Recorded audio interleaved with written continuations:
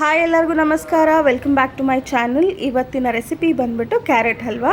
ಯಾರಾದರೂ ಮನೆಗೆ ಗೆಸ್ಟ್ ಬಂದಾಗ ಈಸಿಯಾಗಿ ಒಂದು ಹಾಫ್ ಆನ್ ಅವರಲ್ಲಿ ಮಾಡ್ಕೊಳ್ಳೋವಂಥ ರೆಸಿಪಿ ತೋರಿಸ್ತಾ ಇದ್ದೀನಿ. ಸೊ ಕ್ಯಾರೆಟ್ ಹಲ್ವಾ ಮಾಡೋಕ್ಕೆ ಮುಖ್ಯವಾಗಿ ಬೇಕಾಗಿರುವಂಥದ್ದು ಕ್ಯಾರೆಟು. ಸೊ ನಾನಿಲ್ಲಿ 4 ಕ್ಯಾರೆಟ್ ತೊಗೊಂಡಿದ್ದೀನಿ. ಆ 4 ಕ್ಯಾರೆಟ್ನ ತೊಗೊಂಡು ಅದನ್ನು ಸಿಪ್ಪೆನ ಪೀಲ್ ಮಾಡಿಕೊಂಡು ಅದನ್ನು ಚೆನ್ನಾಗಿ ವಾಶ್ ಮಾಡಿಕೊಂಡು ತುರಿದಿಟ್ಕೋತಾ ಇದ್ದೀನಿ.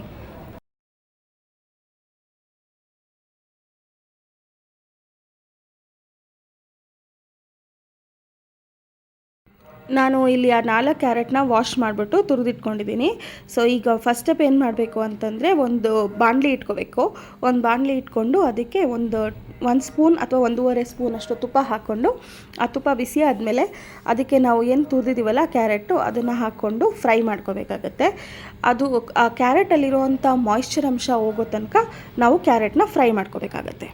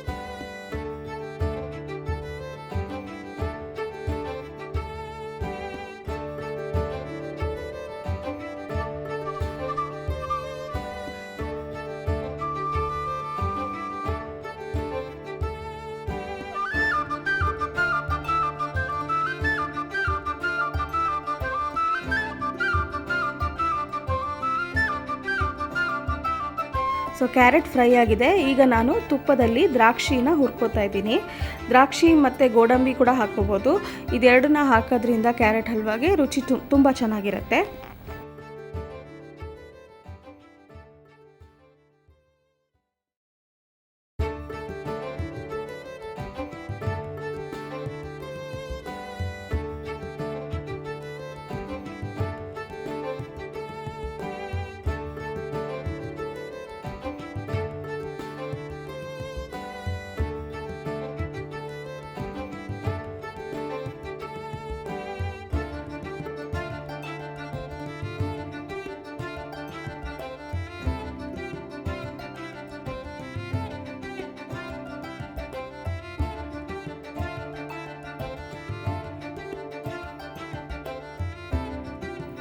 ಈಗ ನಾನೇನು ಮಾಡ್ತಾಯಿದ್ದೀನಿ ಅಂತಂದರೆ, ಒಂದು ಕುಕ್ಕರ್ ತೊಗೊಂಡಿದ್ದೀನಿ. ಅದರೊಳಗಡೆ ನಾವೇನು ಫ್ರೈ ಮಾಡಿದ್ವಲ್ಲ ಕ್ಯಾರೆಟು, ಅದನ್ನು ಹಾಕ್ಕೊಂಡು ಅದಕ್ಕೆ ಒಂದು ಅರ್ಧ ಲೋಟ ಹಸಿ ಹಾಲು ಹಾಕ್ಕೋತಾ ಇದ್ದೀನಿ.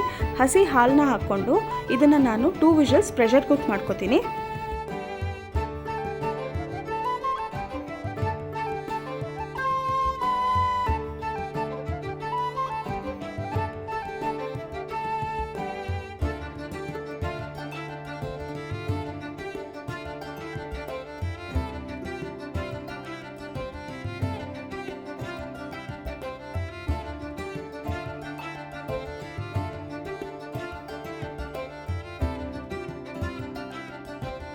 ಕುಕ್ಕರ್ 2 ವಿಷಲ್ ಆಗೋಷ್ಟರಲ್ಲಿ ನಾನು 4 ಏಲಕ್ಕಿ ತೊಗೊಂಡು ಅದನ್ನು ಕುಟ್ಟಿ ಪುಡಿ ಮಾಡ್ಕೊತಾ ಇದ್ದೀನಿ. ಸೊ ಈಗ ಆಗಿದೆ, ಇದು ಚೆನ್ನಾಗಿ ಕುಕ್ ಆಗಿದೆ ಕ್ಯಾರೆಟು. ಈಗ ನಾನು ನೆಕ್ಸ್ಟ್ ಏನು ಮಾಡ್ತೀನಿ ಅಂತಂದರೆ, ನಾನು ಆವಾಗಲೇ ಕ್ಯಾರೆಟ್ ಹೋದಿದ್ನಲ್ಲ ಅದೇ ಬಾಣಲಿ ತೊಗೊಂಡು ಅದಕ್ಕೆ 1 ರಿಂದ 1.5 ಸ್ಪೂನ್ ತುಪ್ಪ ಹಾಕ್ಕೊಂಡು ನಾನು ಪ್ರೆಷರ್ ಕುಕ್ ಮಾಡಿದ್ನಲ್ಲ ಕ್ಯಾರೆಟು, ಅದನ್ನು ಅದರೊಳಗಡೆ ಹಾಕ್ತಿದ್ದೀನಿ. ಅದನ್ನು ಹಾಕಿ ಚೆನ್ನಾಗಿ ಫ್ರೈ ಮಾಡ್ಕೊತಾ ಇದ್ದೀನಿ. ಆಮೇಲೆ ಇದಕ್ಕೆ ನಾನು ತುಪ್ಪದಲ್ಲಿ ಹುರಿದಿರೋ ಅಂಥ ದ್ರಾಕ್ಷಿ ಹಾಕ್ಕೋತಾ ಇದ್ದೀನಿ, ಮತ್ತು ಬಾದಾಮಿನ ಒಂದು 5ರಿಂದ 6 ಬಾದಾಮಿನ ಸಣ್ಣದಾಗಿ ಚಿಕ್ಕ ಚಿಕ್ಕ ಪೀಸ್ ಮಾಡಿ ಹಚ್ಚಿ ಅದನ್ನು ಕೂಡ ಹಾಕ್ಕೋತಾ ಇದ್ದೀನಿ. ಅದ್ರ ಜೊತೆಗೆ ಒಂದು ಸ್ವಲ್ಪ ಏಲಕ್ಕಿ, ನಾನೇನು ಪುಡಿ ಮಾಡಿಟ್ಕೊಂಡಿದ್ನಲ್ಲ ಅದರಲ್ಲಿ ಒಂದು ಸ್ವಲ್ಪ ಏಲಕ್ಕಿ ಹಾಕ್ಕೊಂಡು ಅದನ್ನು ಕೂಡ ಚೆನ್ನಾಗಿ ಫ್ರೈ ಮಾಡ್ಕೊತಾ ಇದ್ದೀನಿ. ಇದು ಎಲ್ಲಿ ತನಕ ಫ್ರೈ ಆಗಬೇಕು ಅಂತಂದರೆ ಆ ನೀರು ಅಂಶ ಇದೆಯಲ್ಲ ಅದೆಲ್ಲ ಹೋಗಿ ಅದು ಗಟ್ಟಿ ಆಗೋ ತನಕ ಇದನ್ನು ಫ್ರೈ ಮಾಡ್ಕೋಬೇಕಾಗತ್ತೆ.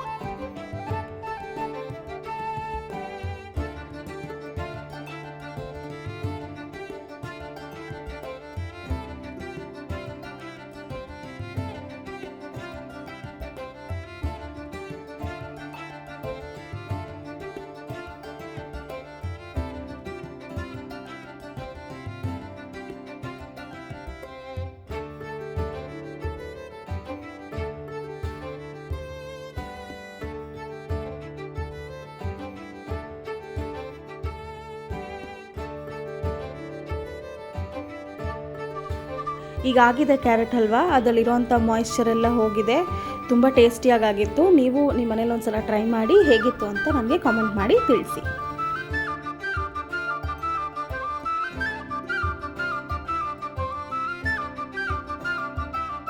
ನಾವು ಒಂದು ಎಕ್ಸಿಬಿಷನ್ಗೆ ಹೋಗಿದ್ವಿ, ಅಲ್ಲಿ ನೋಡಿದಂಥ ಆಟ ಸಾಮಾನು ಇದೆಲ್ಲ ಚಿಕ್ಕ ಮಕ್ಕಳು ಆಟ ಆಡೋವಂಥದ್ದು.